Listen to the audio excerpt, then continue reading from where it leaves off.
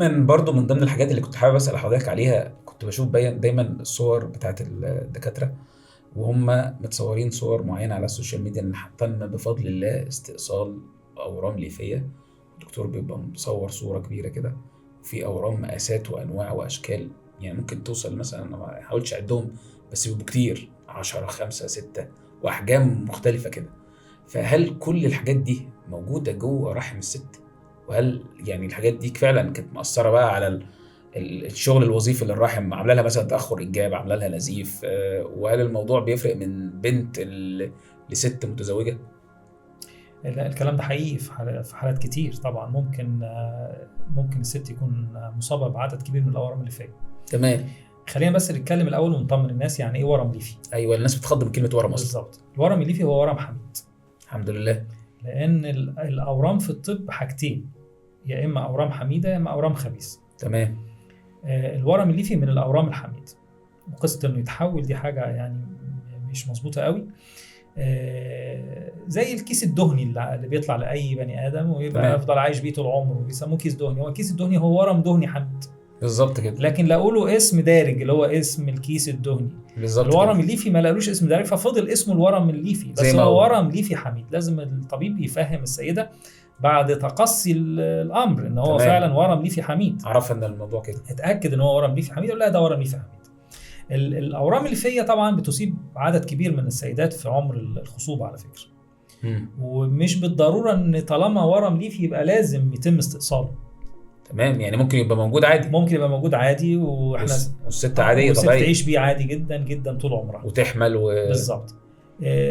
وتحمل وتعيش عادي جدا جدا. تمام. الاورام الليفيه لو قلنا نصنف انواعها كتير جدا. تمام. لان انواعها بتعتمد على نمره 1 حجم الورم الليفي، نمره 2 مكانها داخل الرحم، قربها من بطانه الرحم، المشاكل اللي مسبباها للسيده وعمر السيده عامله مشاكل ازاي بالظبط كده.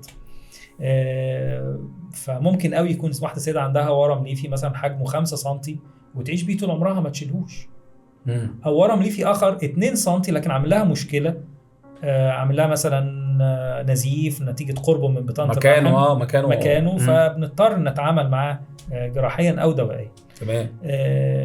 الاورام الليفيه ممكن مش بالضروره برضو يتم استئصال الرحم، برضو لازم نطمن الناس. احنا شلنا اعداد لغايه فوق ال20 ورم ليفي لسيدات واحتفظوا بالرحم بتاعهم، وايفن حتى منهم اللي حملت بعد كده بعد استئصال هذه الاورام الليفيه. الحمد لله. انا اتذكر حاله كان هي السيده دي كانت يعني تزوجت وما حملتش واكتشفت بعد ما انها ما حملتش ان عندها عدد كبير من الاورام الليفيه. تمام. وبعض الاراء قالوا لها الاورام الليفيه دي لما هتتشال هتترك وراها رحم مش نافع. الدنيا مش هتصلح للحمل بقى كويس.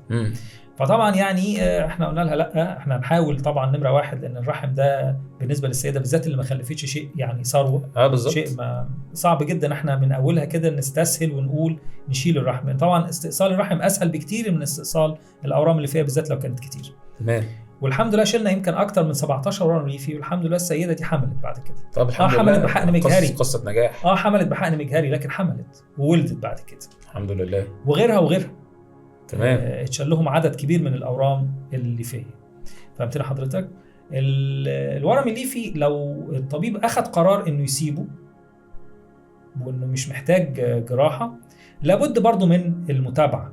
تمام. لابد من المتابعه كل 6 شهور كل سنه. لازم السيده تلجأ للطبيب عشان يشوف الورم الليفي ده نفس الحجم نفس الشكل، ما بيكبرش، ما عمل لهاش اي اعراض اي مشاكل تانية، مشاكل اخرى.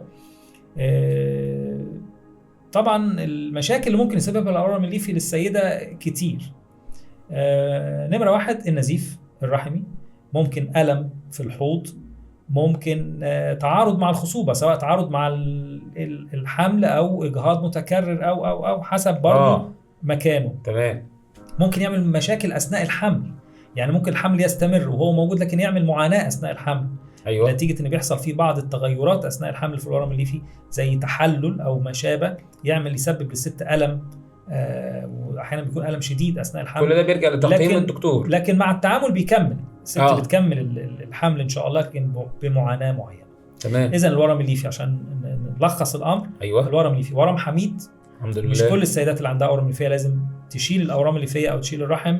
بيتم تقييم كل حاله على حده من مفيش خلال حاجة الطبيب ثابتة. اللي فاهم. تمام. لها قواعد ثابته لكن بيتم تفصيلها على حسب كل حالة. حسب كل حاله. تمام.